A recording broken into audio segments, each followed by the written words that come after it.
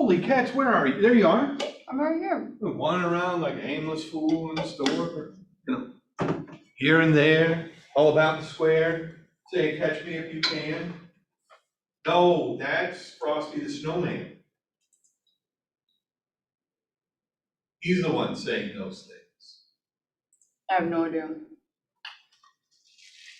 He's going here and there all around the square saying, catch me if you can, Frosty the Snowman. No, I think you'll have to sing a little bit more for me, so then I'll get familiar with it. I don't sing. That's the problem. That's the problem we got there. I heard you have a voice of an angel. An angel being strangled, perhaps.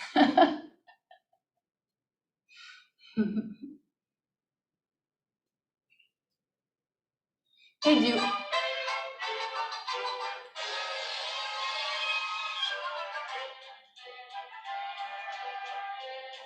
Boy, this is a great song. What's your favorite Christmas song?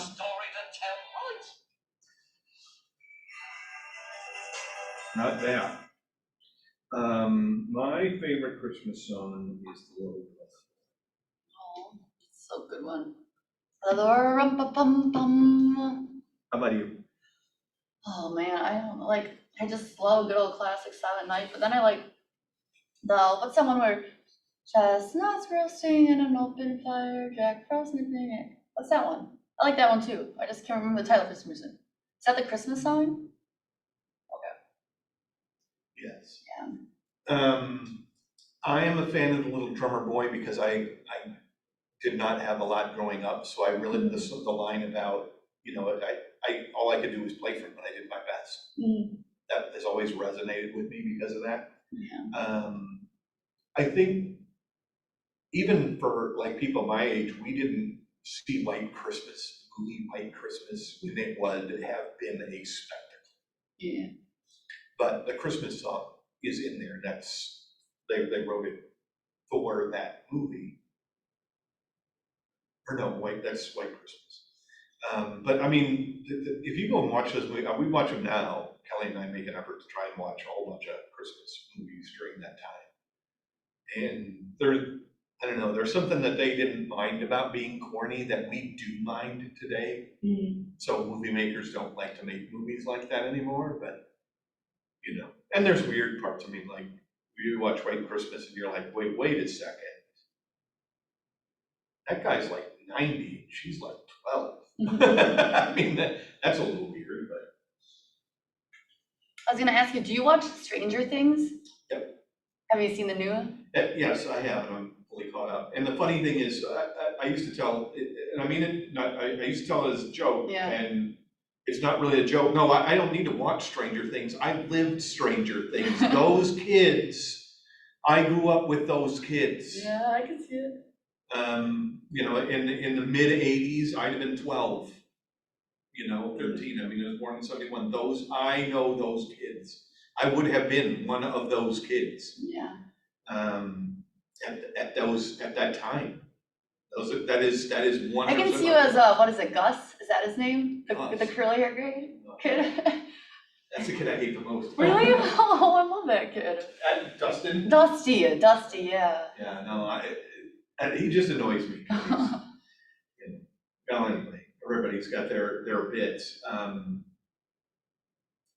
But no, I love that show because it is, I mean, you can tell that, I would assume the Duffer Brothers, who originally wrote the show, I assume they're my age plus or minus 2 years.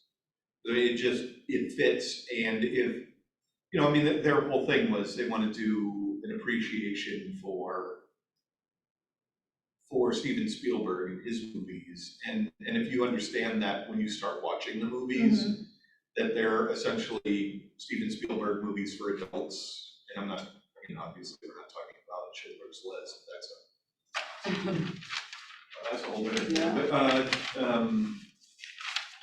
the other director, Abrams, I think his name now, J.J. Abrams, did Super 8. He made the movie Super 8, which is kind of the same kind of bit where, you know, you have these weird mysteries and somehow children who have absentee parents are supposed to solve all the problems of the world. And It's kind of funny because, no, our parents were 100% absentee. They're just like those people. How do you not know your child is like about to be murdered? Oh, well, we just figured it out, play with his friend. No, it's all good, you know, and you can take that however you want, you know, I mean, in today's modern era, the question would be, how did you get to a place where you bought enough weapons for your child to murder the rest of the town? Why did you do that? And so, you know, it's not like, I don't know, that might be worse. I will take my parents, I guess, over today's parents for that reason. That's crazy. What'd you think of the meeting today? It was good. What can we do better? I don't know. No, I don't know. I like how you switch it up, and I like the Q&A and stuff, when it's more like interactive and everything. It's a tough thing because, and one of our goals when we run the meeting is to, one of my goals is now to start involving more people in the meeting, and not just more people, but a variety of them.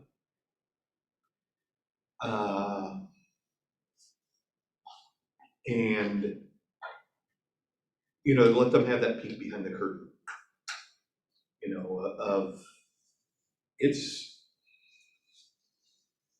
then the agent was on a panel and then later approached me and say, I didn't realize what it's like having 60 eyes on 60 pairs of, I didn't know. You know what I mean? And if you haven't done it before, you don't. If you have done it before and you're comfortable with it, it doesn't matter. You know what I mean? And you don't even think about it because you're not really, you're not talking to 60 people, you're talking to one at a time. You are talking to 60 people, but in your mind, you're only talking to one at a time. You're doing it. Trying to engage as many of those 60 in succession as you can, but you're really only ever talking to one person at a time. So that's super impactful, to involve more people in that way and do there. But we're always working, we're always working on making it better. And so that's why, I'm always interested in, that question, what can we do better? Because that's, when we talk about culture, it starts,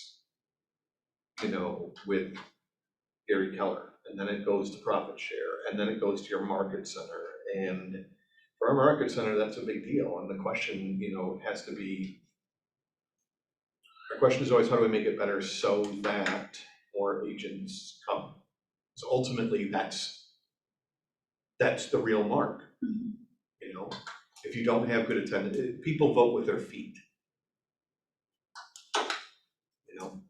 If they aren't showing up, then you're not producing content that's worth their while. Why would you come to something that's worthless?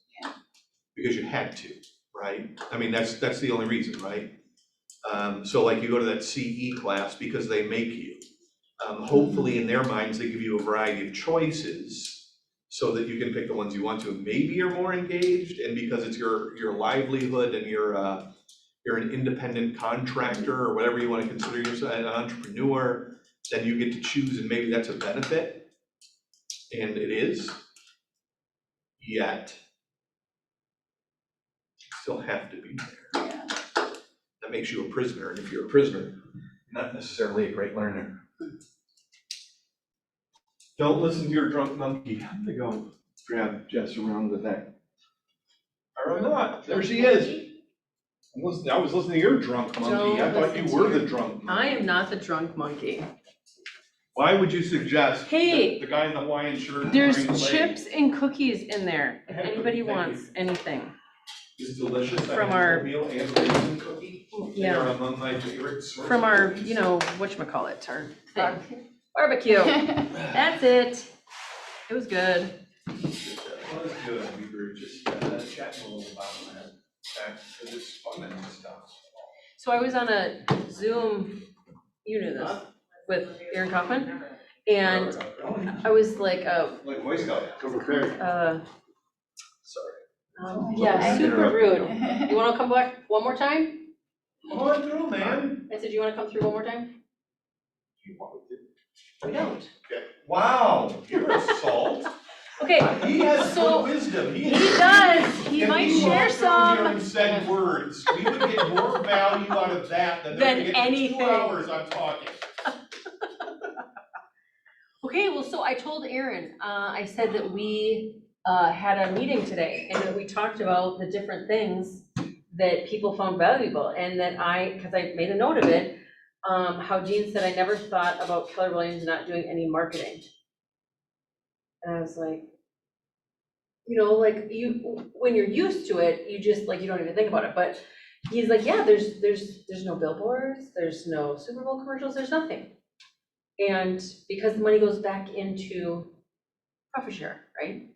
So, and then the other thing was how Scotty and Amanda noticed that the signs of agents and their business names are all different. Like everybody runs their own business, not I am with Remax and I have my name on a sign with a giant balloon, right? And you guys didn't get a chance to really be,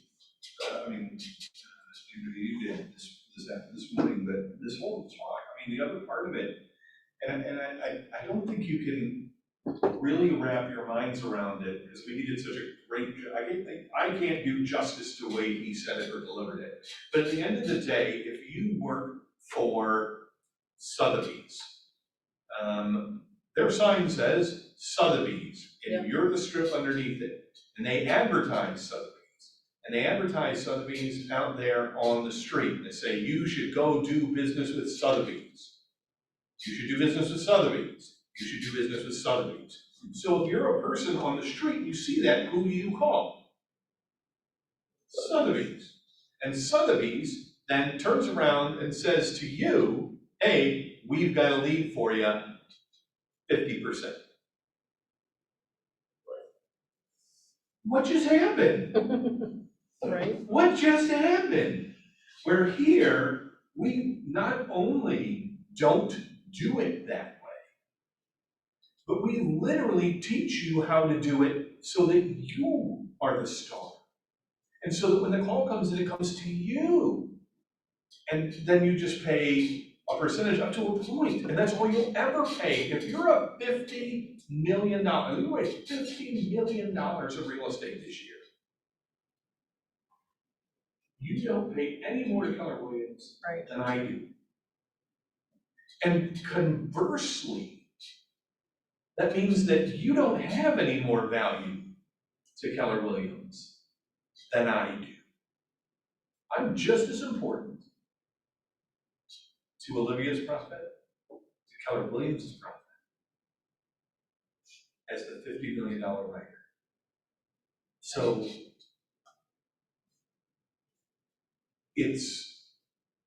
I know Olivia well enough to know, for example, that she is not the type of person who thinks this way. But at the end of the day, if it was just business, even just down at the business level, I have just as much interest and just as much importance to her and say. So my say matters just as much as anybody else's does. Right. That's crazy as a proposition. Right. To run your business from that perspective. And Yeah. yet, it's the only way to truly have a situation like we have, where we are successful together, where it encourages me to teach you, right? Because you're ultimately my competitor. If we're at Sotheby's and both of our names are out there, who's getting the call when they call Sotheby's? Well, Sotheby's has got to decide that, and that's going to be based on which one of us is better at sucking up to the person who took the phone call. At the end of the day, that's the truth, whether we like it or not. Here, they're just going to call you. It doesn't matter whether I'm great at sucking up to the front desk. So, it's so amazing how many nuggets he packed into that thing. And that's what I mean about like Jason Kirkham. This guy walked by, he could start talking right there. By the time he got that door, you'd have 2 nuggets worth doing something about. Right. Just the amount of wisdom that can come out of their mouth in such a short time is amazing. So let's talk about how to qualify potential buyers and sellers. But before we get there, I want to make sure that we understand where we are on the map. Because where we are on the map matters. And where we are is Burnville. And map that we're Is it talking a dry about. erase marker? It doesn't really matter, because I'm writing on paper. Does it make you sad or something? Does it leak through or something? No, it just drives me crazy. And it's not because I sniff it. Smells good though. So this is the map we talked about. And I was a little far over with this one. This line really should be maybe more like this. And this is the lead generation part of the business. This is the follow-up part of the business. And this is the transaction part of the business. My lines are off today. You see, because this line is really somewhere like right about here. And the lead generation portion is further over. But the biggest part of our business is follow-up. It will always be follow-up because between from transaction to wrapping it around to the next transaction might be 7 to 12 years, right? For a customer to buy a house, and then to buy another house, 7 to 12 years on average. And when I say 7 to 12 years on average, what does that mean? That means that depending on your source, it might be 7, it might be 12, or it might be 10 and 20. But the bottom line is it takes that long to wrap around again, so the vast majority of your business is in the follow-up. But guess what, kids? We're in the home stretch now. In the home stretch of the lessons. We're actually moving on to the transaction part of the lesson. The part that, man, when you signed up for this stuff and thought you were coming to classes, the part you thought you were gonna learn about, transactions, man, because that's the important thing. I will tell you it is important, but it doesn't mean anything until you've got somebody. Once you've got somebody, then you gotta worry about transactions. You gotta generate leads because, so you have enough leads to meet your income goals, there's simply no forward seat. So, qualifying potential buyers and sellers. Look at that, it's really at the end of lead follow-up. Oh, we're right there, you see transaction. That's the thing right there, that's what you're just talking about. Holy cow. Your number one job as a real estate agent is to find ways to get in the path of motivated buyers and sellers, right? Because as we talked about, and I like to reaffirm time and time again, you are not going to talk anyone into buying or selling a house. That is not what you are paid to do. That is not what you're going to be good at. That is not a way to be successful in this business. Your job is to be in their way when they make that decision. When I say be in the way, I don't mean in a negative way. I mean literally, you're just right there. Oh, is that good? I'm ready to do. Your number one job as a real estate agent is to find ways to get in the path of motivated buyers, get in their path. So they have to look at you. So let's talk a little bit about some myth understanding. Myth understanding is always hard to say. But we'll start with my friend Jess, since she's sitting over there today and she's got her fancy white slippers on today. Slippers. Come on, man. Sandals. What is the Why would I wear slippers to what is the work? difference? Because I don't leave the house in slippers. Oh, so if you were in the house, we would agree that those are sandals. It's just that you're not in the house. No, I won't. You mean slippers? No, I would not wear these in the house Why? because I wear them outside. You can't wear shoes from outside inside. That's what Crocs are for, friend. You're full of crock. What myths do you hold about finding buyers and sellers? What's something that you commonly, I mean, you deal with a lot of agents, and let's not pick on either of these two. Okay. But let's pull somebody out who isn't our friend, who we don't know, and who works at another brokerage, right? And something they might have said that they felt is a myth about finding buyers and sellers. About finding them? Yeah.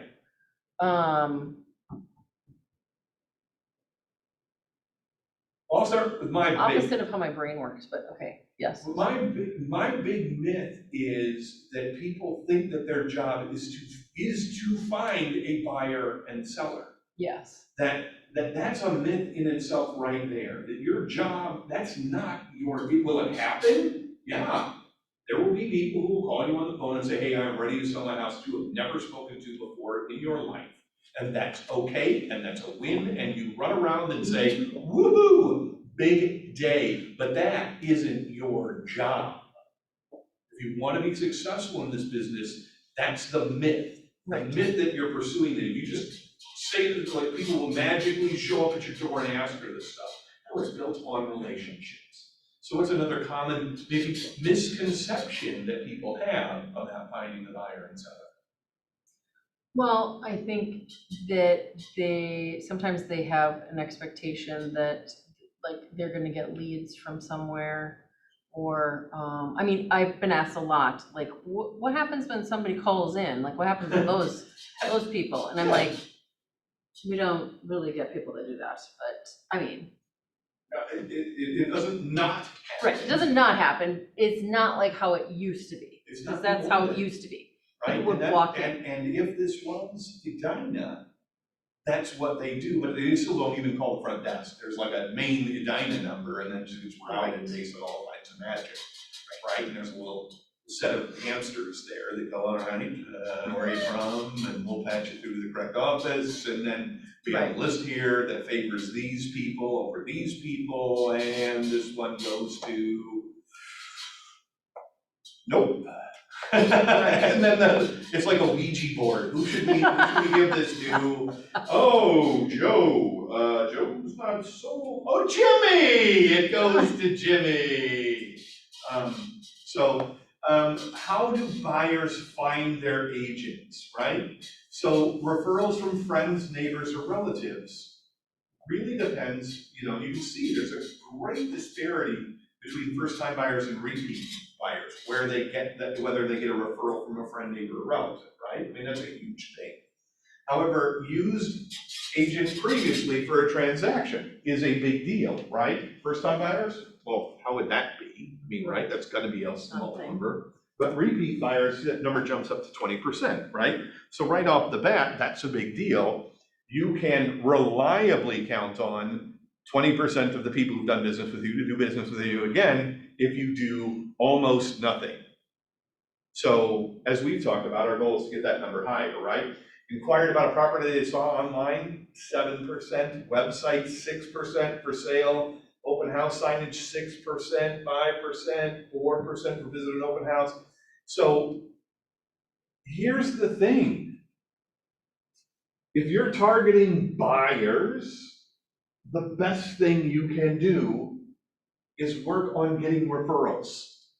That's it. That's the best chance. No matter how much work you do down here, how much website business, you're only trying to target 1 in 14 buyers. Why would you target 1 in 14 buyers with the majority of your effort? Now, I'm not saying you should ignore this. I'm just saying that that's one of the smallest segments of people who go, oh, I will pick my realtor from the internet.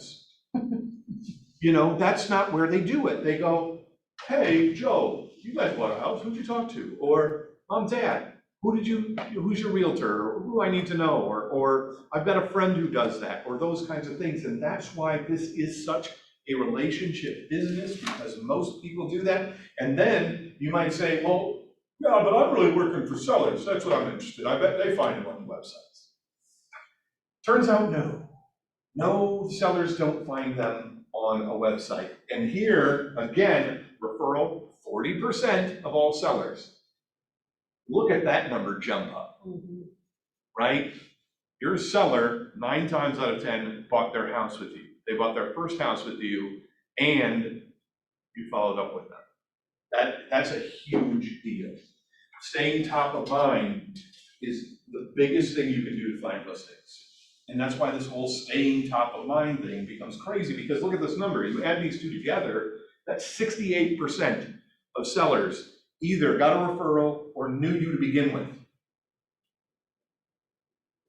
That is why this is a relationship. Yes, you can fish off the pond, but you're looking at a super tiny segment of the business. So your website is designed, referrals from other agents, personal contact by agent, visit an open house, for sale open house signage, it's just not there.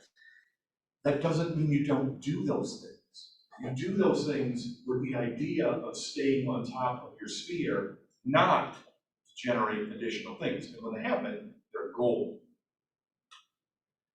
So, then you've got this thing here, opportunities. It's the 2 hands in command. They're shaking because you have made a deal.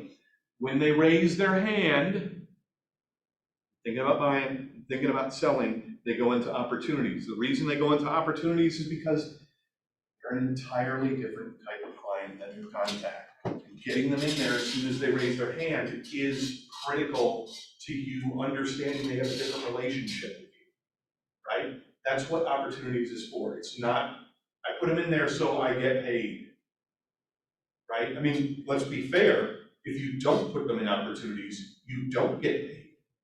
But as soon as somebody acknowledges to you that they're thinking about buying or selling their home, that's when they go into the opportunities, so that you know you have to treat them differently. And you speak out and talk with them in a completely different way. Why today, this is the thing. Why is Blake calling me? I don't know, he asked me something, but you don't have. Yes, go ahead. Yep. Yes, it is. What's up, sir? I'm doing all right. You? It would have to be super quick, man. Tell him why.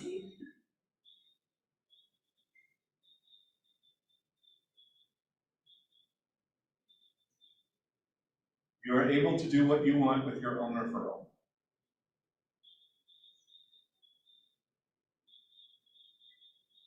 Remind him where we are, because he texted me this question. Oh, with another company? I don't know how you take care of it. You'd have to ask them.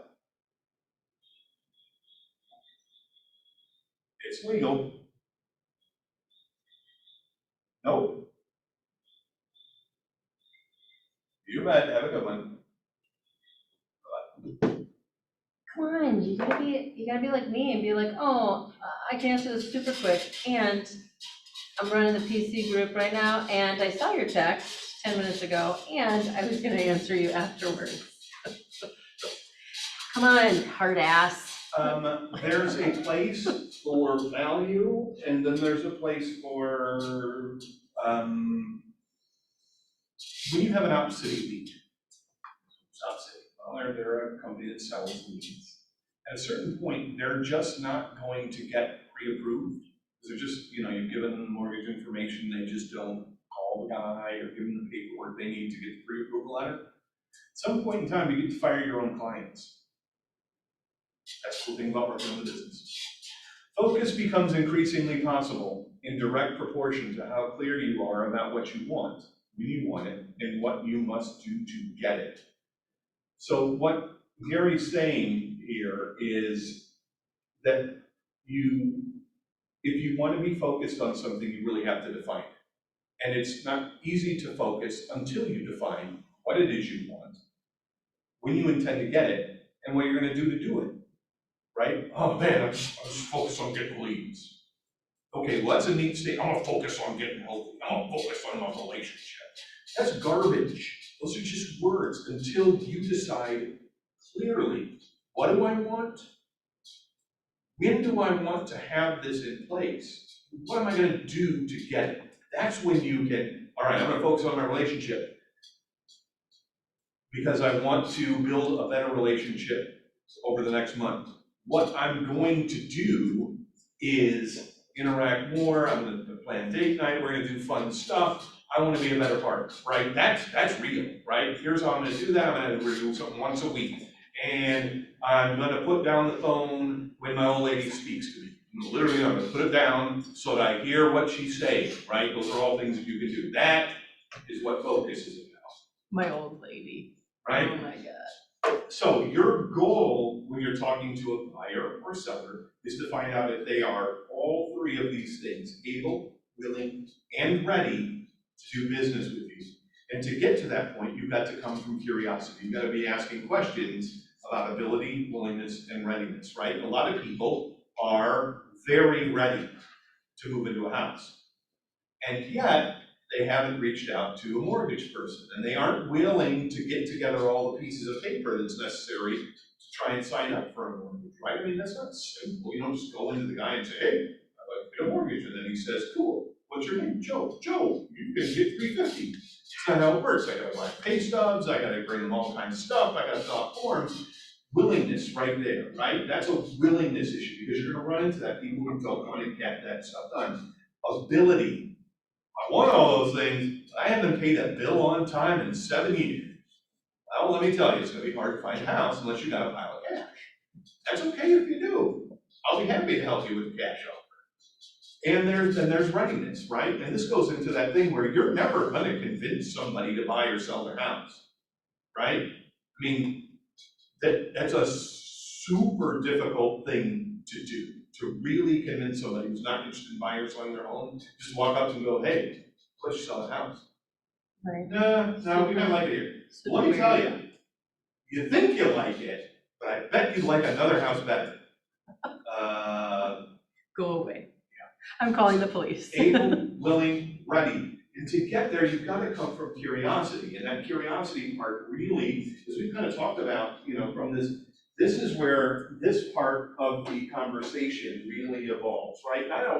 I get annoyed with this because dreams is like the dumbest thing they could call this. They just make it so it sounds nice. Hey, Andrea, what are your dreams? Who says that to another person? That's absurd, right? So, but if you say something more like, hey, Andrea, when you retire, where are you thinking about retirement? Right? I mean, that's a question that makes sense. Where are you thinking about? Where would you want to retire? Jessica, when you move on from Minnesota, which gotta happen soon, this place is terrible. When do you leave? Where do you want to go? Colorado, Colorado. What's in Colorado? mountains. Beautiful. Do you hike? Do you climb? Do you just like to look at them? I mean, all three are very reasonable answers. I would say hike and look at them, What? not climbing them. So, why do you like hiking? What's about that for you? I like, while I'm hiking, I like to see the flowers, and then I take pictures of them. Okay. And the reason you go to Colorado rather than do that around here is why? Because we don't have mountains. How often do you visit there? I mean, we'd like to go like once a year, but it's been like probably every 5 years. Right. So what would that be like for you and your family? What would it take for you and your family to get there?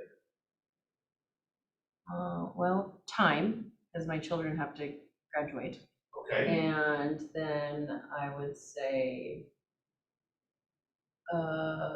money. Okay. So right now, what are we establishing? What are we establishing in this conversation, right? So there's a willingness, at least, right? But now we're talking about readiness, right? And then she said money, so ability, right? So now we've got it down to there, those two things are an issue, right? Ability and readiness, but we understand there's a willingness. I'd like to move to Colorado at some point in time, because mountains and they're pretty, right? So then, again, it's one more question coming from curiosity. So you're gonna wait for your kids to graduate. How old are your kids, Jess? 14 and 18, so I really only have to wait for one. All right, cool. Well, and this is not, I mean, it's important to you to have her finish out high school here, right? Correct. I never moved, and I was very lucky, but I can't imagine the impact I've had, right? So I'm just gonna back off that a little bit. I want her to know that I'm on her side. I'm not trying to convince her to drop her kid and move to Colorado, but I wanna know what that time frame is, right? So already I've got a 4-year time frame on her, right? So Jess, what would have to happen in the next 4 years so that you'd be ready to move? Well, we'd have to finish the stuff at our house, and then we'd have to, figure out what city we want to live in out there, and then, we have a horse, are we gonna bring the horse with us, those kind of things. That's a lot of different kinds of questions. Yeah, there's a lot of things in there. I get, yeah, well, I'm only a real estate agent, so I don't know about what kind of stuff horses eat. But would it be helpful to you if I sent somebody over who could maybe talk to you about some of the improvements you might make in your house in the meantime? Sure. No cost, just come by and say, here are some things I might recommend if you were gonna sell your house. Yeah. Right? So I'm just gonna address the ability issue, because I can't change her readiness, right? That's just a fixed point in time. I can't do anything about that. But my goal with her or anybody is always to come from a contribution place, right? What can I contribute? And then secondarily, if I could send you a search in Colorado, is there a certain amount of property that you think might be the right size? I mean, we're talking about a horse, would that be just interesting? I mean, you're not obligated to buy any of the houses there, but if we found a place with some acreage, would that be cool? Yeah, probably I don't know, at least 2 acres? Maybe. Sure, it's a good place to start. Now, what I'll 3. do is I actually have a friend who raises horses. I don't know, it keeps horses? What do you do with them? I don't know. Well, she has them She has horses. on her land. Got it. So I'll talk to her about what she thinks would be a good idea, and yet, would it be helpful if I put you in touch with her too? Sure. Right? Again, just trying to connect dots, right? All I'm trying to do is add value to you. But if I build this relationship this way, how valuable is that relationship? Is she gonna go anywhere else if she ever decides to? Probably not. Probably not, right? So your goal in this case is to classify your opportunities into an A, a B, and a C category, right? Am I able, ready, and willing to do business at 0 to 14? Wow, that's amazing. I am the luckiest man on the planet. Fast. Little Gary, right here. Buyer, seller, 15 to 60, fairly common, right? And finally, the C buyer, 61 plus days. That's her. She's a C buyer, right? Now, here's the thing, and we've talked about this before. Anything could change. If this idea is in her mind and her husband says, hey, the boss said we're opening up a new division over in Denver. Is that something to be interesting to you? And this is floating in her mind.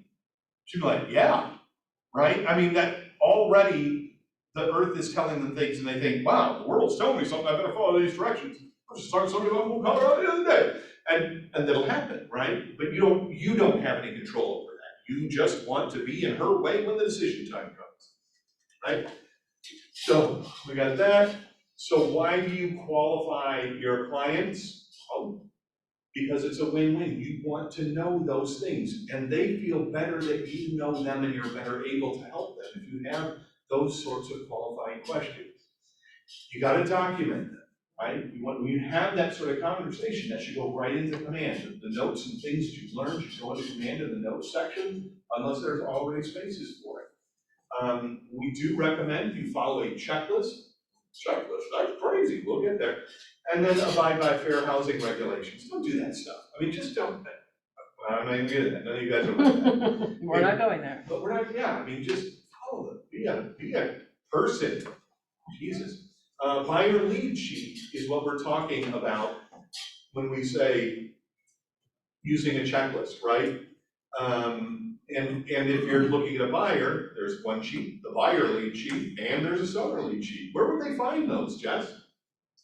In their Google folder. In their Google folder? Yeah. You're shitting me. No, it's in there. It's in there. Yep. And it has great questions like, what's the best way to get in touch with you?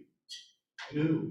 You know what's crazy is they have all their things on there for the contact information, so you don't have half of it like you do with all of my contacts, right? It's, hey, thanks for your phone number, Joe.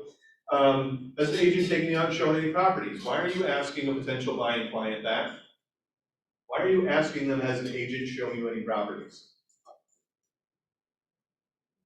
Because it's part of the LP Mama. Because you've got to know whether they already have an agent, because that might be the end of this conversation right here. Right. Don't And waste they your may time. not understand what they signed. Because you do a good job and explain all the finer points of that particular document, doesn't mean that their new friend has. You should get out of there. Anything else buying the home with you? Dude, somebody in the other, we had some of the top real estate minds that we have in the office, Jason Bergkamp, John Hoffmeister, Shane Montoya up here.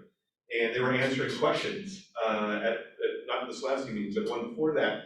Somebody asked, what should I do? What should I say to my buyers when we found a house, we selected it, they've gotten it, and all of a sudden dad shows up at the end and says, no, this isn't the right house for you. That's a real thing. And the thing is, if that person is going to be having any kind of say, Jason Bergkamp put it out pretty clearly, look, I need all those people to be here at all the showings. Because they need to know what's available. We can't have them making decisions with half the information. And that makes sense to people, right? Oh, well, if he's gonna be involved in the sales process, he probably should see a lot of the houses. Certainly at the beginning, certainly in the early stages, and then, potentially a final one. Dad does not have to come to every showing we do it a lot. But they gotta be there consistently, not just suddenly at the end and swoop in and say, no, this is the right place. That's not how this works, my opinion. Thoughts, questions, emotional outbursts? Excellent. So add B and C buyers to your touch plans, right? You got a B and C, and then beyond that 14 days, if you are not known to them, right? Facebook ad or something like that. They're gonna go into a little bit less plan here because you're not gonna invite that person to all of your fantastic parties and movie screenings. You're not paying for that person to come to that junk. That's a lot of money for nothing. And your chicks aren't free. That's a whole separate thing. On the other side, if you do know them, then they go in your 36 touch plan, right? And finally, you're one to cement that relationship, right? That's the B and C buyers. They go into the separate loops. Sellers, you mean I gotta treat sellers differently? Well, kinda. A pre-listing questionnaire. You could ask, say, a checklist? Yes. Where would I find that, Jess? The Google folder. In the Google folder. It's weird. The Google folder is like a KWPR dashboard. It is, for Except PC. it's for PC. Mhm. So it's kind of the same thing. How much, this is my favorite question here, when you get the opportunity, make sure you always ask this. How much you owe on the property, bro? How much you owe? How much owe you owe? Is it a lot of owe? EIEIO on the property, right? There's a couple things, and I think it did a really, almost a backwards way of explaining this. One of the reasons that you really want to use a pre-listing questionnaire is, especially when you're starting out, you don't have this down. You do. And you're going to forget something. And the worst part about you forgetting it isn't that you forgot it, it's that you're gonna feel bad and self-conscious that you forgot it when you call them back to ask them. Like, oh my God, I don't know why I didn't ask. And then you call them up and you feel really silly. You get all worked up about having to make this phone call to ask them something that you should have asked them the first time. And it's okay that you didn't. See, that's the thing, it's okay. They don't know what you should have asked and shouldn't have asked. But because you forgot, you're gonna get all worked up. So the checklist helps with that because it frames all the questions you need to ask. And these are the relevant things. And like we talked about, just being a good person, you're consistently asking all the same questions of everybody by using a form, instead of picking and choosing what questions you might ask or not ask. And it protects you with things like this. I mean, what would happen if your home didn't sell? Right? What would happen? What would that look like for you? What would that mean to your family if you couldn't sell this house? There's a couple things going on with those types of questions, but it makes you understand what's important. It really gets down to the foundations of why they're doing what they're doing and what you need to be able to address. Why are you moving? What's motivating you to move there? How soon? Those are all questions you should be asking, but you oftentimes as a new agent get caught up in the, how big is the bedroom? How big is the bathroom? Do you have any new curtains that you are concerned about keeping? That's where you get caught up, and not these sorts of questions that really go to their motivations and understanding why it's important to them to move, so that you're really building a relationship that's gonna take for you later to say, hey, remember when you said you needed to move in 60 days? I know you wanna sell this house for $700,000, but the market says it's probably worth about. Right? I mean, obviously I'm exaggerating for the effect of the story, but you can talk about those things because you understand. So, B and C buyers and sellers, the touch plans. You don't need to hang out with them all day, go to the touch plans, go to the touch plan, put them out there. Still talk to them, they're still nice people, they're lovely people, but they are not your top priority when you have an A buyer or seller. Yay! So lead follow-up plan, follow them up, convert, stay top of mind. And then when somebody raises their hand and says, I'm thinking about doing something, qualify them so that you understand what their timeframes are and their motivations are and those kinds of things. And that's part of your opportunity process, right? So when they raise their hand, we want to bust out the checklist and ask them the questions so that we understand those things. And that's part of our qualifying process when they become a opportunity instead of just a contact, right? So that's the trigger. What's the trigger to move between these things? Thinking about buying or selling. Not right now. Not gonna sell your house for you while you're in it and have you move out. That's not how this is gonna work. So yay, let's talk about winning the buyer. What? Winning the buyer? Winning the buyer? They have to be one? Yes, they have to be one. Sometimes they don't want to be one, and that's where you really got to get into the work of doing it. But we are finally in that transaction portion of the business, winning the buyer, right? So we talk about lead generation, lead follow-up, and the transaction. I feel bad because Jess really pointed out that this picture is the picture I draw every time, and I like this picture because it's a good picture, but I don't think the lead follow-up section is big enough.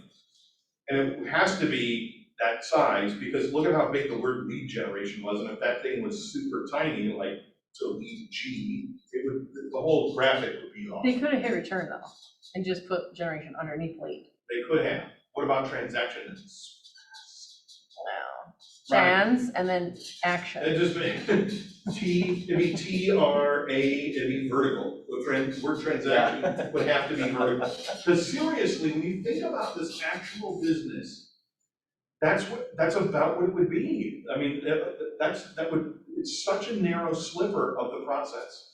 So the right approach to close for a meeting is the only approach. Just ask for the meeting. When can we meet? When can we meet? That's what makes sense, right? What is an A buyer? Remember what an A buyer is? 14. 14 days or less. I'm ready to move. All right, we gotta get on. I'm ready to do this. You gotta get moving. And that's a crazy thing about our business from a flexibility standpoint. Understanding where you need to be flexible and where flexibility doesn't come in, right? 15 to 60 days. I don't need to meet with you this minute, right?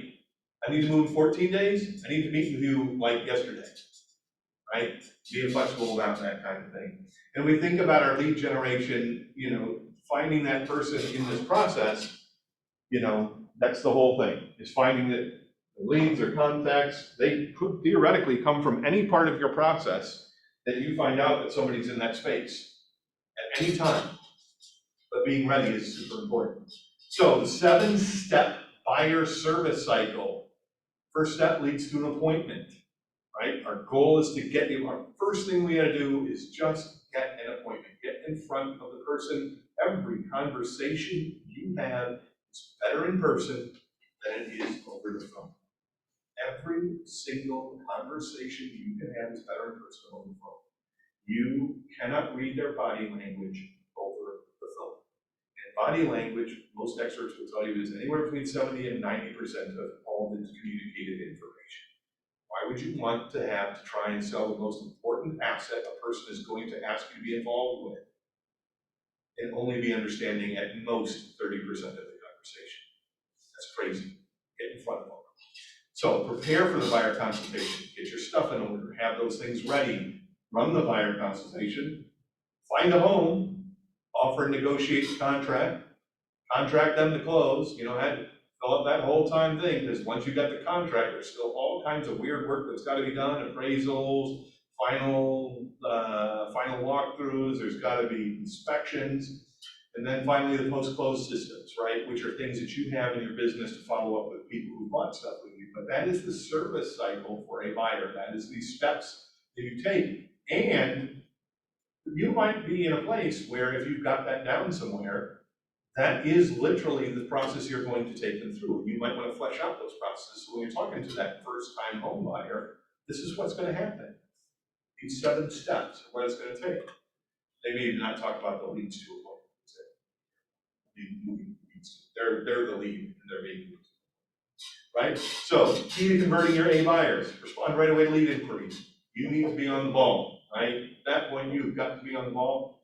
Valid and complete contact information, save demand, create an opportunity. 014 was right in there. I have got to get complete contact information. Got to get it. Determine their motivation to buy so you can speak to it. Set an appointment for as soon as possible. Jess, what does setting an appointment sound like? You want me to role play with you? Sure, if that makes you feel good. Okay.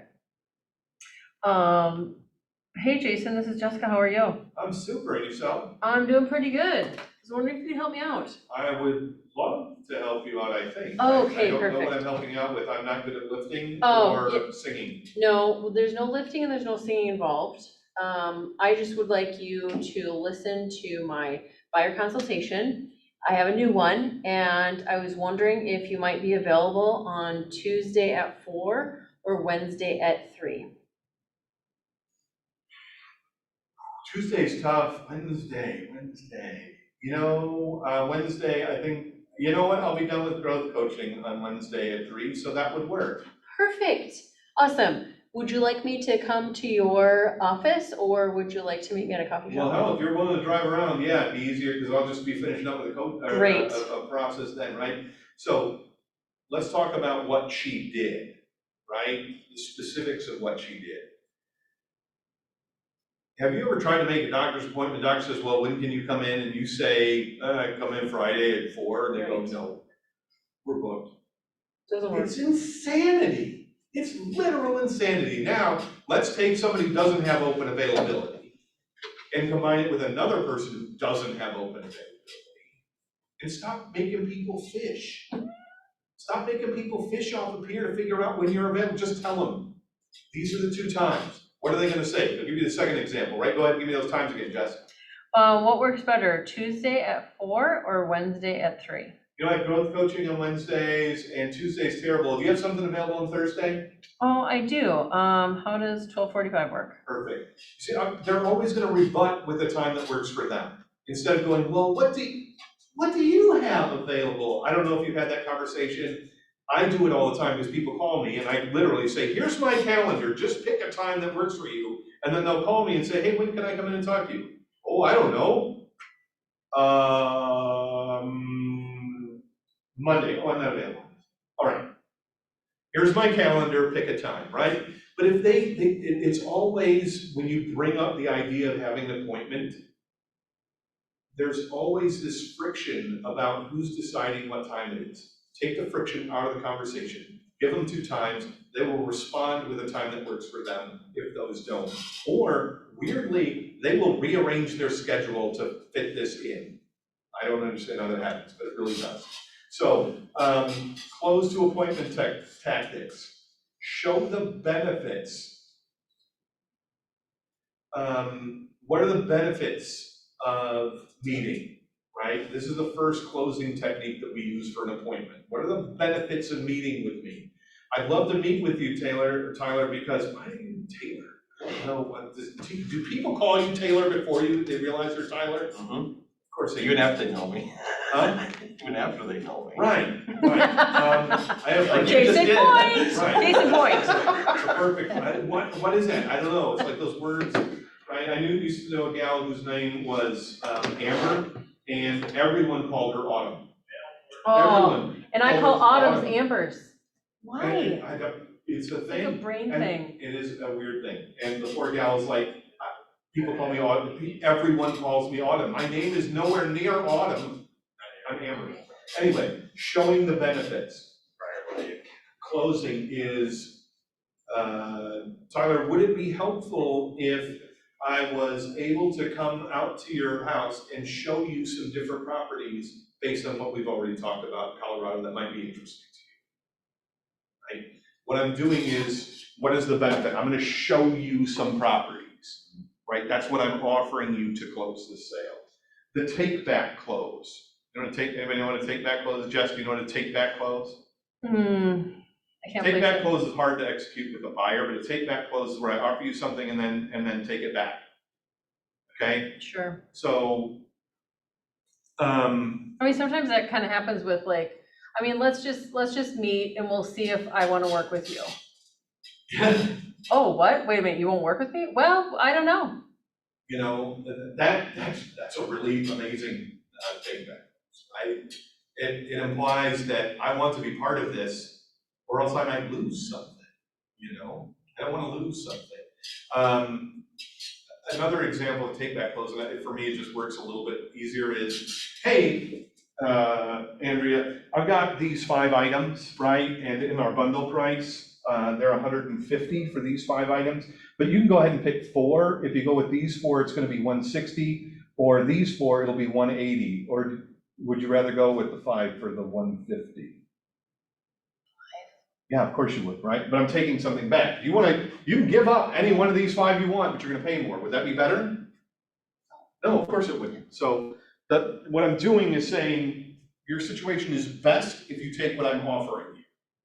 And, you know, a lot of places you go, if you buy in bulk or whatever, there's discounts for buying extra stuff. Why would that ever be, right? Well, I don't need a case, right? I don't care if you buy the case, you pay less. Just take the damn case, go home with it, right? That's the thing. Negative, positive close.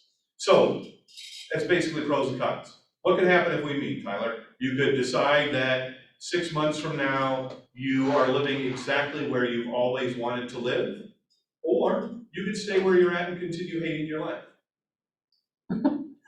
Wow, since you put it that way. Right, I mean, that's obviously an extreme sort of thing, but like Doug said, let's do it in a little more simple way, right? You negative, positive, you know, you could keep living where you're at with that 45-minute commute to work, or if we met, we could talk about places that might use that commute, so it's only 15 minutes a day, and so your round trip is less than one way.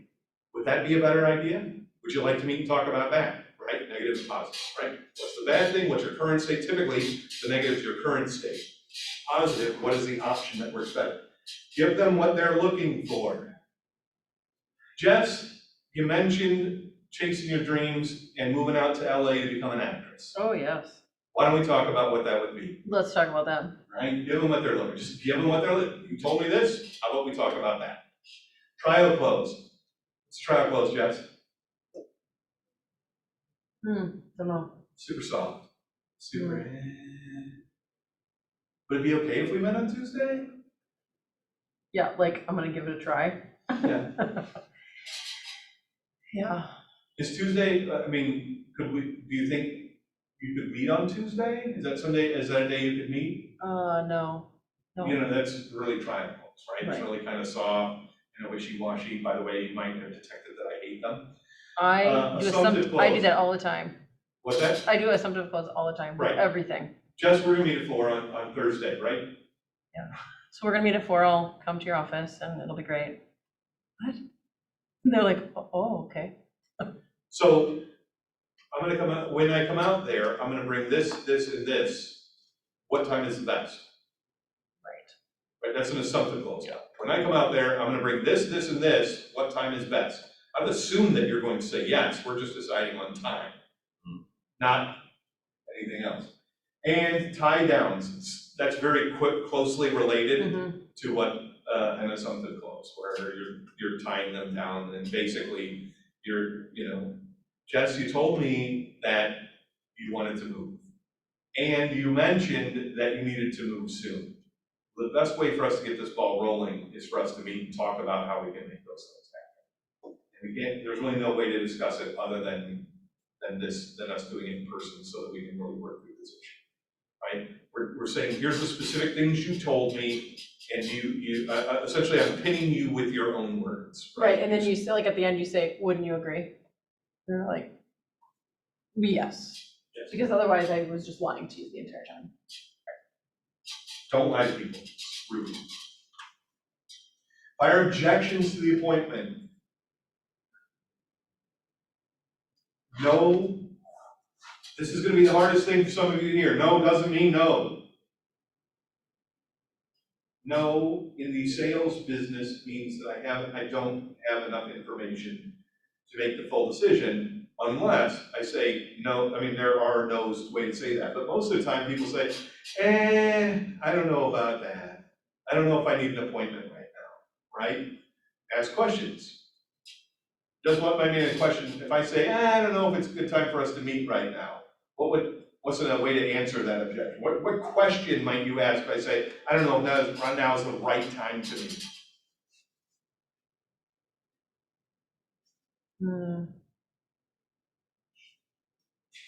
When would be the right time to meet? No, they'll be like, never. I don't know. Direct is always the best path, right? So, Jess, you mentioned, you were thinking about selling your home, and you mentioned now might not be the right time to meet. What's getting in the way? Right. What's getting in the way? Well, my house is messy. Dude, that's a real answer. You're gonna hear that. Tell you what, we can meet at a coffee shop, Oh, we can? right? I thought you had to see my house. Oh, Well, with the buyer, never mind. well, Again, Hello, no, but that's perfect because Yeah. you're going to get another objection. right. That's all that is. But you say, Jess, I will need to see your house. But right now, I think it's important to get the ball rolling. And I want to meet with you and help you understand this. And later on, when you're more comfortable and have the opportunity to get your house ready, we can take that step at that time. My goal right now is to get the appointment. That is my goal, is to get the appointment. I go, not make her my friend, it's not to be a buddy, it's just to get the appointment. I want to get the appointment, I keep going to it. Empathize, dude, it is so hard today to balance it. You got 2 kids, probably, mentioned 18, so what, she just graduated? Yes, and she You had a whole dog. crap load of people in there and she never cleans up after herself, right? The only thing that kids put away, correct me if I'm wrong here, Jess, the only thing that children put away are empty boxes. Right? So if the milk is empty, that goes back in the fridge, but if there's still milk in it, it stays on the counter. Empathize. I want to make sure that you understand, what is the real issue here, right? If I could get that real issue, and that's why that direct question is super important, right? And ultimately, that may be the real issue, right? Her house is a mess and she's embarrassed by it. That is the real issue she doesn't want to use to me. That's real for some people. It's not for me. I'll write you and have you come right into my messy house. If you say anything about it, throw you out. No big deal. Offer a solution. I'll meet you for coffee instead. How does that work? Would that work for you? Urging agreement, right? I want to give you an offer that you have to make a decision for. Objections to appointments don't necessarily mean they don't want to meet with you. But the way this has been structured so far isn't meeting all my needs. I typically need more information to make a better decision. And I may have barriers that are unforeseen. So that's what buyer objections are to the appointment. Buyer consultation preparation checklist. Holy cats, I have a buyer preparation, consultation coming up. Pull them up in advance, like the day before. Say something magical like, hey, so an appointment tomorrow, noon, and we're gonna be meeting at the coffee shop on this road. Cool, everything's still good? Is that still a good time for you? Right? Is that still a good time for you? You're acknowledging that they're a busy person and they might have things to change. Could they change at this point? Yes. If you don't call them, they just don't show. If they're changing their mind, that's gonna happen either way. Your calling them isn't going to change that place. Confirm the location, and Jess, is your husband gonna be able to be there tomorrow or no? Oh, no, he can't. All right. When would be a better time to get both of you, right? What am I trying to do here? At the end of the day, Because I can't make a decision if he's not there, it turns out And she it's a really waste. can't. then it's a waste. It's a waste of my time, it's a waste of her time. She really can't in this current state. You know, if you're selling your house, you're married, that would be on. One of them can't just decide on their own. Now, one of them might be the whole decision maker, she might be the only one who matters to the entire process. Go do that sign. So, hooray for that fun. And same thing with true if it's him. It's not a him or her thing, it's them thing. Complete your buyer guide. Complete my buyer guide? What's a buyer guide? What's a buyer guide, Jess? Buyer guide, well, that's in your folder as well. That's in your folder as well? In the That's- folder, in the Google folder? It is, and it Is it the is, generic buyer guide? yep, and Is you that have to generic? make it your own, and it's from Command. And it's in design, Template to designs, yes. that you can make your own. And it, Very pretty. if you don't have it, it's not a deal breaker to go to the appointment. You should get there anyway. Perfect is the enemy of good. Be good, Right. don't be perfect, because you can't. Prepare the meeting space, right? I mean, get there, if you're gonna meet at a coffee shop, get there early, get yourself a table. You know what I mean? You don't wanna be the guy scrambling around doing whatever. And get yourself in a place where people are gonna feel, I mean, don't put them right by the door. So if they were mentioning financial information, they'd be like, it's weird. You wanna get somewhere back and out of the way so that it's quiet and you're not constantly being rushed. Do you know that, and I'm sure you guys have thought about merchandising in a large, like a Target store, but like the end caps, you don't put more than 2 items on the end cap if you want your end cap to be successful. Because you don't want people in an aisle to have to make decisions between multiple products, because people are constantly passing behind them and jostling them, or they're worried about getting hit by a cart. So if there's too many choices on that thing, it's like, oh, now you could have more choices than two if it's something like Coke. Like, I know that I drink Coke and my wife drinks Fanta. That's cool because though there's not a decision there, there's multiple options, but it's not a decision making. It's not like, boy, I don't really know about that Diet Coke flavor. I was thinking about trying Diet Coke, but I don't know. No, that's not how you live your life, right? But you can't put multiple things on it. Put one thing on the end, because the same reason you've got to prepare your space so that people are in a comfortable place and be willing to relate to you. And that's not gonna happen right up by the front counter where there's all kinds of action and stuff like that. They're gonna constantly be distracted. If we sat into this meeting over here and people kept passing by every 5 seconds, you'd be like, oh, who's that? Oh, who's that? Right? Same thing is true about your space in the coffee shop. You wanna be in a place where you minimize the distractions enough so you can really understand what they're talking about. It's about them, not you. And review the lead sheet, right? Know the questions you're gonna ask beforehand, so you don't say, that thing about how much do you how much you owe on your O? You don't wanna be that guy, right? So open it off paper, understand it a little bit. Have some idea where the questions are going, because if you understand where the questions are going before you start, typically they answer them out of order.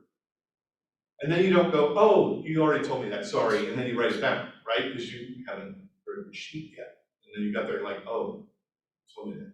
If you knew in advance that was there, you just write it down and say it. So, top 10 service areas of the buyer value proposition. This is what you are going to do. This is what the buyer is looking for from a service perspective. These are the top 10 things that you're going to do for them. This is what you are providing for 2.7% of $400,000. So, I mean, that's a fair amount of money, right? Needs analysis, pre-qualification or pre-approval, neighborhood information, home search, making an offer, negotiating to buy, coordinating the vendors, pre-closing and making sure that's prepared, closing, and then all the post-closing stuff that needs to be done, right? Now, you're gonna wanna break that down further, and that typically is in your buyer packet in different ways or in different verbiages or different ways to put it. And you're gonna wanna put different information in there of your own. But if you think about this, this is what you're doing in the transaction part. Those are the 10 steps that you're gonna have to do to make this thing successful. Any of those seem odd or different or challenging, something you haven't heard of or considered before, Andrea? No? No, but for the pre-qual or pre-approval, isn't that the lender takes care of, or just referring to like connect them to a lender? Right. Okay. Yeah, you're not gonna actually do that, but from a service area standpoint, this has gotta happen so that you can get them the right information, right? I'd love to set up a search for you around Lake Minnetonka. But literally, your job is adding toothpaste caps to toothpaste bottles. I'm not sure Lake Minnetonka is the right thing for you. You don't want to be that guy. You can't have that conversation. The lender does. We're only going to give you $300,000, buddy. That's where you go. You know how it's around $300,000 on Lake Minnetonka, so you don't have to have that conversation. The lender did it. It's like Pluto did it, or something like that. It's wonderful. Get out of that business. But yes, that is definitely the lender method. But you gotta have a lender partner, right? You got a lender partner, Carter? Good. Have you called him before? I have. Dude, I'm telling you, I have had, Jess, have you had somebody call you and say, I've got a buyer, I don't know what to do, who's your lender? That's what I did. There you go. That's fine. Just saying, there's always a time to prepare. That is something that you could be prepared for. Talk to that person, have a conversation, understand what that process is gonna look like. What do you need from me as a real estate agent to help you be successful? Because I want anybody I send to you to be successful. Anything on there that you aren't familiar with or? Well, I'm pretty much unfamiliar with everything after 4. Making an offer. Jess, making an offer. Fun? Super fun? Super fun. So much paper. So So much paper. So much paper. Andrew, you made an offer? Yeah, Is it fun? tons. No. No. You don't wanna do that paper, they don't wanna do that paper either, right? But I mean, in the end, it's really not that hard, it's just understanding, ask them the questions. And then, the amazing thing is, and I think each of you will do this a little differently, but I've watched Kelly walk through a first offer with a buyer.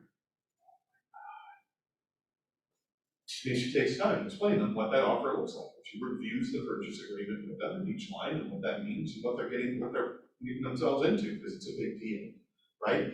But understanding those kinds of things. But at the end, the most important thing you need to understand from them is that they're the ones who are making the offer, not you. You can advise them on what the right things to do and what things come in and out. And it's in your best interests that make sure that you give them the best advice that you possibly can. So if they're looking at a house, say, hey, we're walking into the house, man, that is the house, that's the house for us. All right, the next step for us is to make an offer. What I'm gonna go home and do is I'm gonna look at several houses in the area that have sold recently, so I can get an idea of what those prices are. In the meantime, I want you guys to be thinking about what you want to offer from a number standpoint, right? And we've talked about inspection before. Is that something you're gonna wanna include? I recommend an inspection with every house. Market sometimes makes that difficult, right? Going through those kinds of things. When do we want to close on the house? Those are the real material facts. How much do you want to put down and earnest money? I mean, those are the material facts you need to know to write the offer, right? How much, inspection, earnest money, closing date. Am I missing anything, Jeff? No, I think those are the material facts Yeah, you're gonna need to there's- complete that yeah. sheet. They're gonna send it to the buyer. We're gonna talk about, you talk with Jess about creating about what that offer packet looks like, right? Because you send them a bunch of information and all this kind of stuff, it goes over to them and they go, that's amazing. Well-organized offers tend to get better responses than poorly organized offers. Putting them in a particular order actually can help you. And then, you know what the seller's gonna say? Nope, we got 65 offers.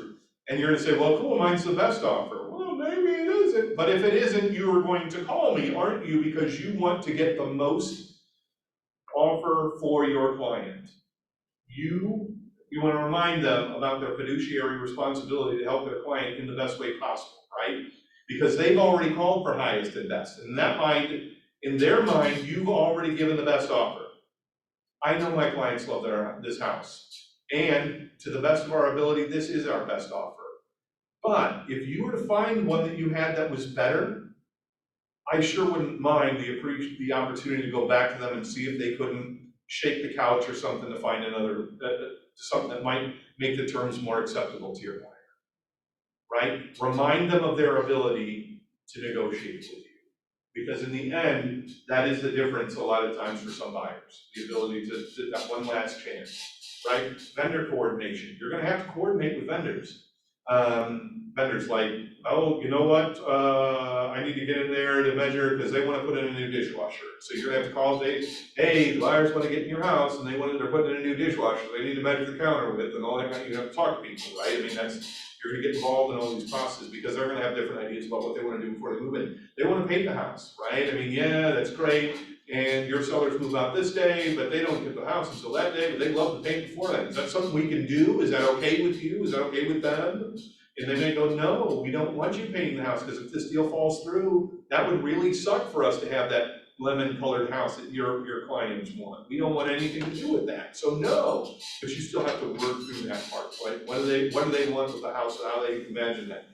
Pre-close preparation, you're being charged with your title company, with the lenders, all those kinds of people to make sure everything's on track, and then communicating that back to providers, right? Should the vendors, the individual vendors, the lender, the title company be doing that on their own? Absolutely. And if they are, so much the better. But in the end, they're paying you to do this job. You make it happen, you just make sure your people are helping out too. Closing, you show up and smile. You watch them sign a lot of papers. It's really funny, really sad. Hopefully you too will have a title person who uses a rubber finger, because I find that just the most amazing thing, that they put those little rubber things on it, and like 60 pages, they go. Some of them you do it without. I like the ones with the rubber fingers. And then post-closing, follow up with them, and don't sold your house, right? Yay, great things. Call them 2 days later. How was the first night in your real house? How was the first, just ask them questions. Let them gush. Let them gush about how exciting it is. And share that with them. Revel in the moment. You've won big time. And they have too. So be together with that. Buyer guide content. Oh my God! Wow. All that stuff in the buyer guide? All of it! All of it. All of the things. And you'll get people who love all of this, and you'll have people who never look at it. Not interested. I would, as a client, I would not look Interested. at that. But I have clients who need to know all of that. Right? And as you're doing your practice buyer presentation, if you start out with this pile, you're gonna find parts that you just can't talk to. So it's important to have them.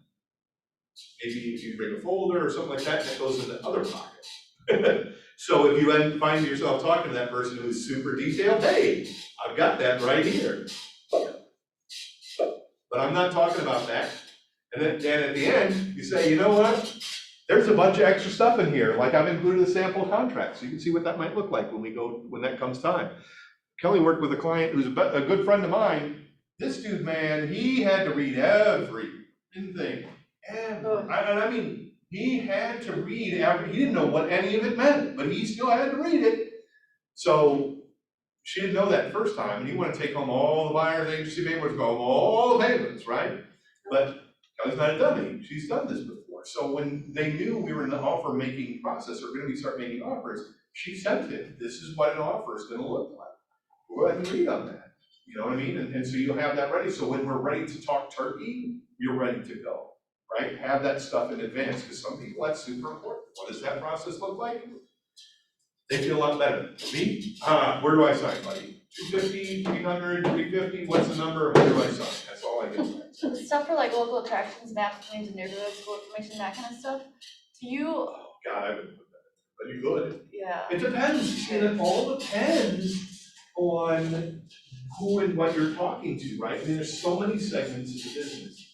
So we talk about Molly, who typically helps people move, or one of the things she's passionate about is helping people move into retirement homes.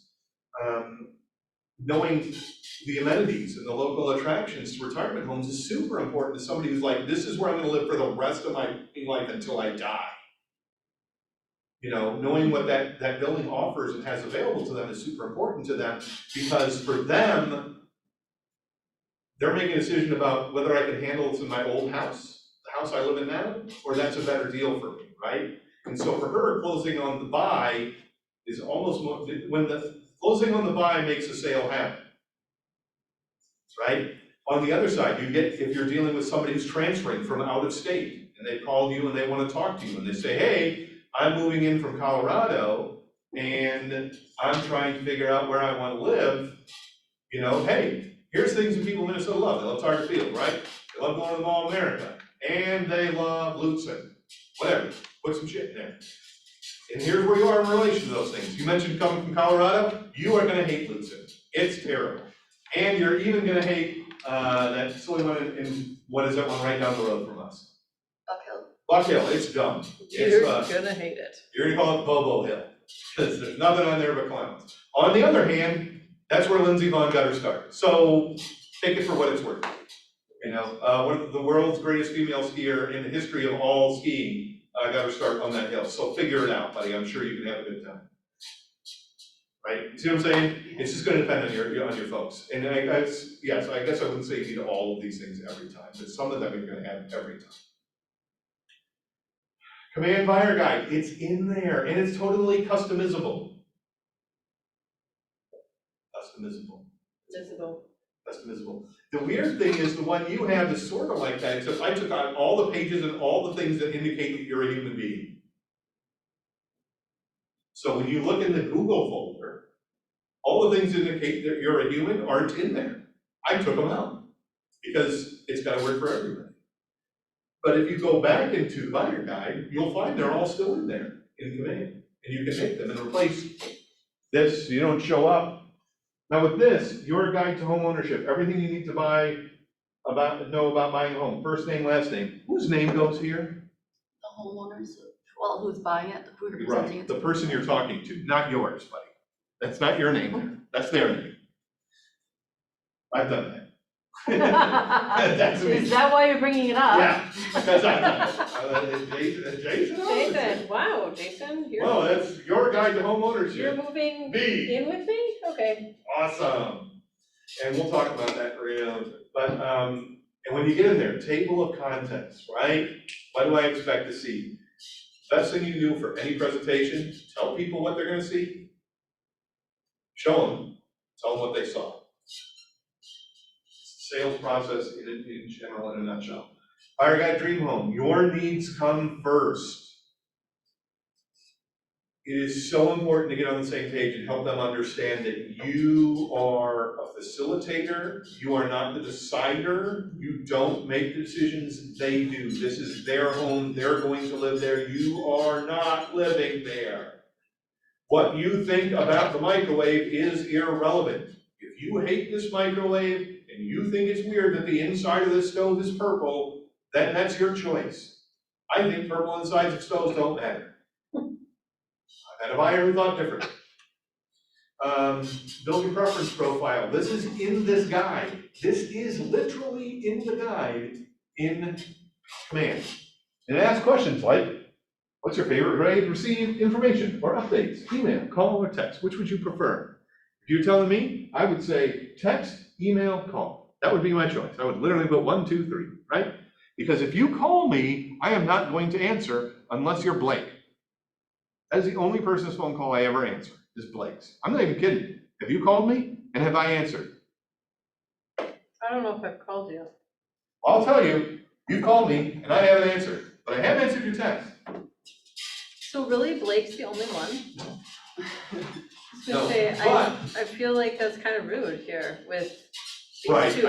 no, Blake. Super Cassandra, I often, jackass. Cassandra's got some really interesting questions, so I always like to answer hers. Hers are really Hers are exciting. good, little long, but oh. good. Takes us a while to actually get to the question, right? On the other side, if you're my mom, you know you're going to voicemail immediately. I mean, it literally is set to go to voicemail. So, what's the best time to reach you? Do not call me when I'm working, except, you guys call me when I'm working, but like, don't call me when I'm working. I will not answer your phone call ever, but I definitely am not gonna answer it at work. You gotta text me, because a text tells me everything I need to know, right?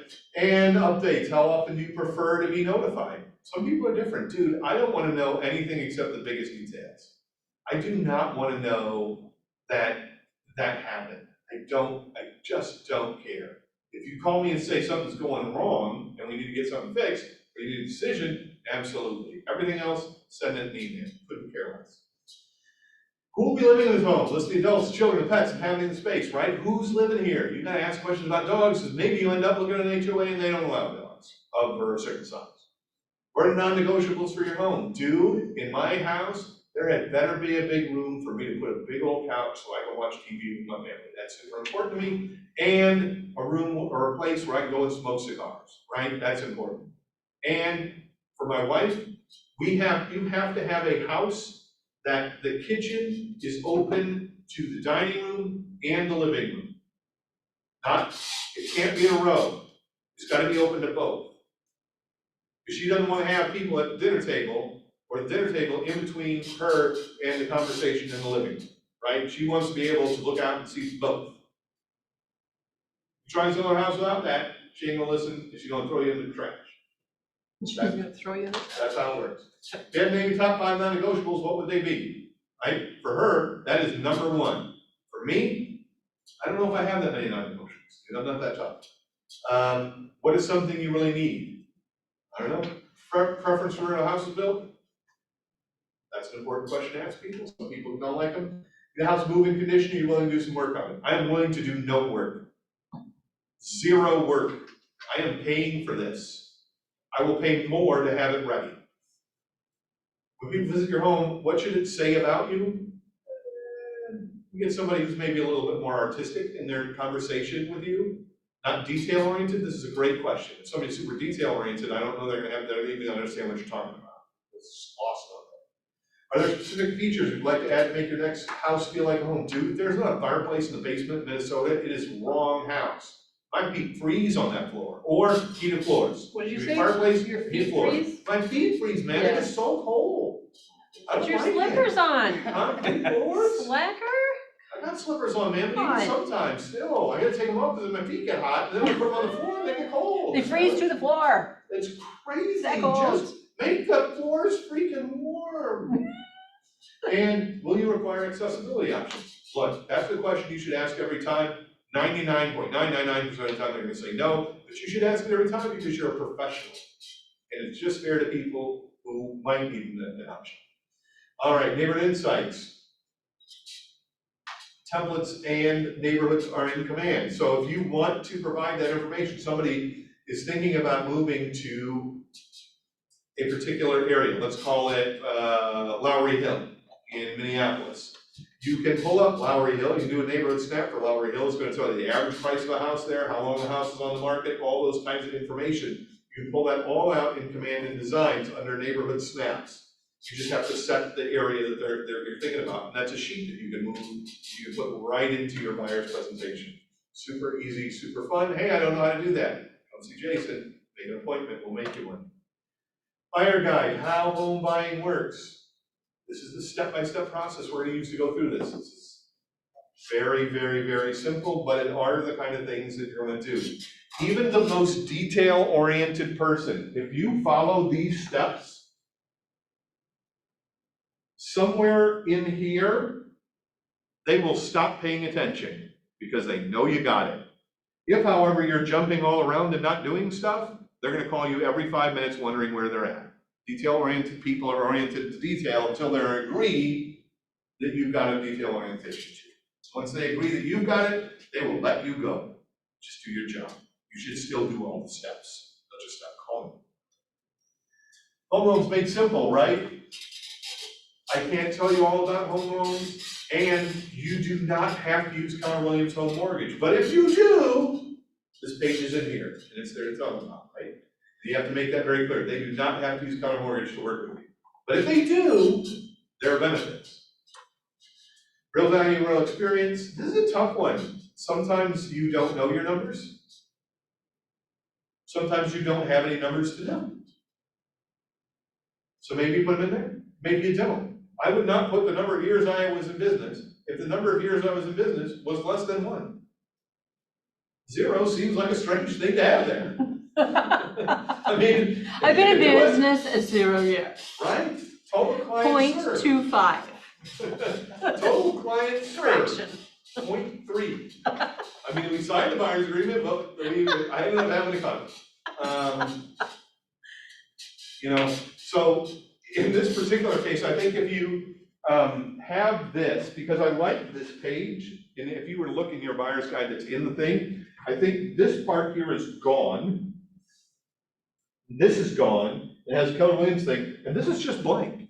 Dude, edit it out. Nobody knows what's supposed to be there. Just put zeros, and I cleared out the words, cleared out the numbers. It just looks like a cool little red square. Oh, yeah, little red square. Nobody knows. Or put something in there that's fun. Number of universities attended, 6, because I got kicked out of 5. Whatever, it's all good. Go up there, that's where you put you.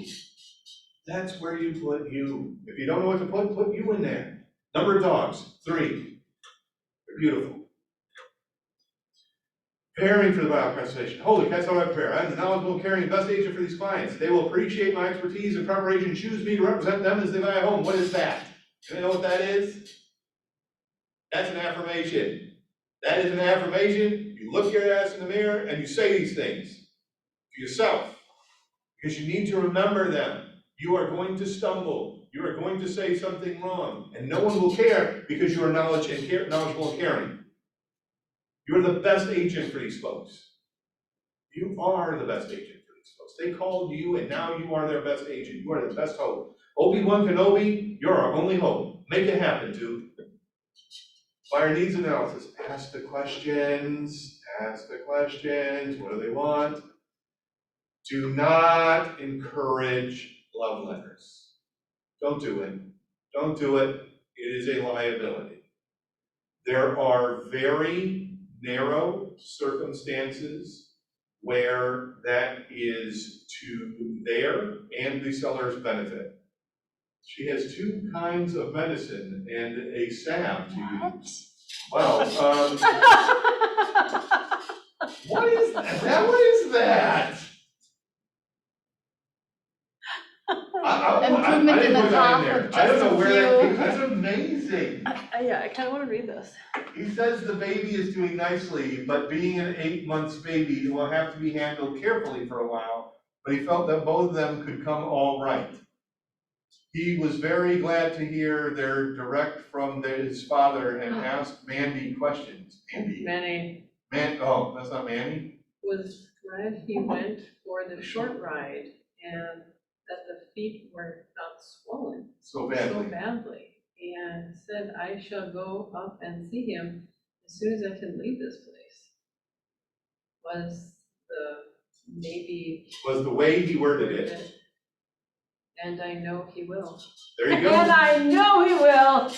2 kinds of medicine and a salve. What I'm curious about, and I want you guys to think about this when you get home tonight, how do you know whether it's a salve, a balm, a liniment, an ointment, a tincture? How do you know?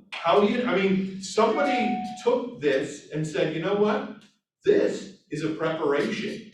Preparation H, but this is a preparation, this is not a liniment. This is not an ointment or an oil. This is a What? preparation. The frick. Why would they use that as an example? What are we doing? All right, so you're wrapping up the buyer consultation, you've gone through the paperwork, you've sent the things, you've got the document ready. Offer your KWF, explain what the next steps are, right? I'm gonna set you up on a search. You're gonna start getting regular emails. When you get regular emails, if you click, and these emails are gonna come from, who do they come from, Jess? When you set you up on a search from MLS? They come from North Star. One home. One Home is where they come from. And should they sign up? Is there, when you sign, the first time you sign into One Home, it's gonna ask you to create an account. Yes, because if you don't, you're never gonna get the search. So you're gonna have to create an account with them in that first email. But then you can like properties, and you can love properties, and you can click on things, and I'll be able to see those things. And then when you wanna see a house, you give me a call. Say, hey, Joe, I just saw this great house, wanna go see it. Let's figure it out. Set up searches, send info, I'm gonna send you info on neighborhoods, and I'm gonna send you lender information and contact info. And I'm going to send you 3 lenders, because I'm not gonna send you 1 lender, I'm gonna send you 1 lender that's basically telling you to use this lender. And if that lender screws up this stuff, who are you gonna yell at? Oh, that's right, me. So I'm gonna send you 3 and let you pick the one you think is best. Cool. What questions? Emotional outbursts, problems, concerns, conundrums, where are we at? No outbursts here. No outbursts anywhere. So, you're gonna work on your buyer package because you don't have one, right? Where are you at with your buyer package? Just done looking at it right now to see if I needed to add anything after this. So, think about that from what I learned today, I need to get my buyer packet ready because when I'm ready, I need to be there, right? And combining that with the video, the buyer consultation video that we sent out last week. Jessica sent you a copy of that, it's also on the YouTube channel, you can find it there relatively easy. But you want to set up that consultation, practice consultation, walk you through the buyer consultation, practice stuff. And remember what you're thinking about here, right? What are these processes? What are these steps? What am I closing for? First thing I'm closing for is an appointment. Then I want to make sure I get all this information. And you're going to give me weird information, and I'm going to sound unnatural, and I'm going to have extra paper here that I want to get rid of because I don't want to talk about it next time because it didn't make sense. Or they seemed really interested and I couldn't explain it, so I'm going to talk to somebody about what does this mean. Right? That's the idea of the practice stuff. Do more of those practice ones you keep doing. That's the whole point of that thing. So that's your buyer presentation in a nutshell. That will help you win buyers. And initially, your business is almost always most likely to be tilted towards buyers. As you become a professional, if you recall, the longer you're in this business, 39% of sellers use their previous agent to list their home. So you're gonna have to have enough clients to get regular sellers. Because most people choose the person who they've worked with before. So most of your initial business is always on the buyer side, so having your buyer package done, ready to go, it's great. And yes, your parents may still sell their house with you if it's okay. The buyers, is where it's at early on. And thankfully for both of you, the market is changing and buyers are back in fashion. Hey, for a while, buyers were the worst thing you could have. And it sounds Right. terrible, but they were, I mean, just, no. You did not want anything to do with that. Jess, what do you have to add? What do we have to tell these fantastic folks?